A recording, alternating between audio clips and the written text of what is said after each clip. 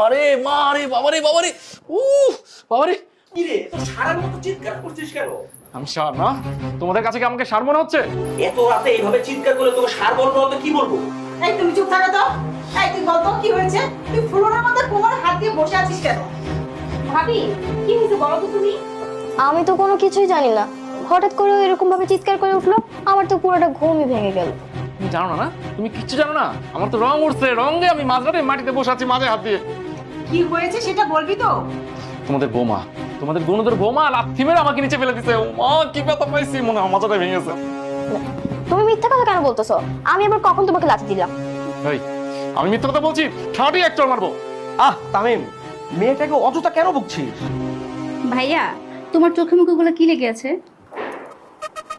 এগুলো এগুলো চকলেট। তো ভাবি